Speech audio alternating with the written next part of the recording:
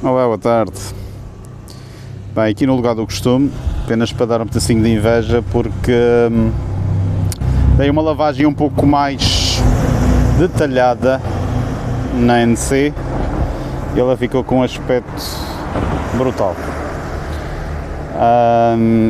Eu normalmente deito ainda um produto, pronto, não me está a pagar, mas eu posso dizer, é um protetor de silicone, neste caso é o da Ipon.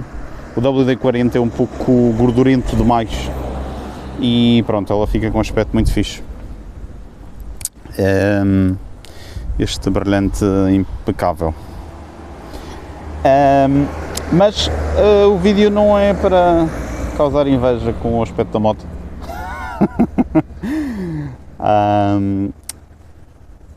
O vídeo é para, e a propósito da feira em Itália, digamos, se calhar a mais famosa no que toca a apresentações de motas, e pronto, a tendência inevitável, a questão das elétricas. E então, agora que vi que apareceu uma Ninja elétrica, gostava de saber a vossa opinião em relação ao assunto. É o seguinte, no meu caso, e onde moro, sobretudo nos automóveis, as 4 rodas, a questão do binário elétrico e dos percursos de pouca distância, o elétrico, digamos que até que é uma solução muito agradável, porque pela orografia acentuada e os trajetos urbanos, o elétrico pelo binário instantâneo faz com que, pronto, os consumos elevados que nós temos em relação aos motores a combustão, pronto, sejam atenuados. A questão aqui é sempre a mesma. Os preços de adquisição dos veículos elétricos são sempre caros, para nem falar daqueles que é preciso alugar baterias e tudo isso, e obviamente o facto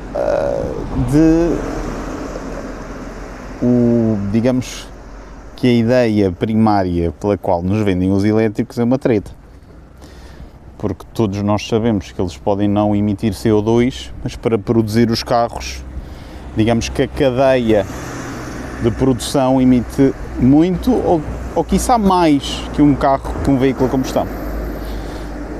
Mas pronto, aqui a questão principal para o consumidor, digamos que é os custos de compra à cabeça, vá lá, pronto. E se alguns anos atrás aqui na Europa vendiam os veículos a diesel como a solução maravilhosa, agora já ninguém quer saber deles, não é? Pronto, basicamente. Agora, em relação às motas, aí é que eu digo, porque pronto, se num carro o peso a mais, digamos, é atenuado pelo binário, numa moto o peso a mais das baterias, mais a questão do centro de gravidade, o que é que faz numa moto e o seu comportamento. E porquê que eu digo isto? Eu digo isto porque eu ainda sou da opinião que tanto ou mais importante que a potência ao binário é a leveza, não é? E com isto quero dizer, e no caso dos elétricos ou motas elétricas, isso é muito complicado. Leveza com baterias é um pouco complicado. Depois está que se nos carros, os veículos a 4 rodas, existiu, digamos, alguma resistência, ou ainda existe alguma resistência, porque não nos podemos enganar, os veículos elétricos é moda nos países do primeiro mundo, nos países desenvolvidos, mas nos países que efetivamente existe uma grande contaminação por parte de veículos a 4 rodas, eles não são, como tal, ainda uma alternativa. E estamos a falar daqueles países óbvios, com como a Índia, países com grande população, não é? Só que, pronto, a Europa pensa que o centro do mundo é a Europa, não é? Isso já vem de há 600 anos para cá, não é? Que o centro do mundo é a Europa e, como tal, pronto, nós vamos resolver os problemas do mundo quando nós somos um pequeno... Nós representamos um pintelésimo da população e de tudo o que representa o mundo. Ok?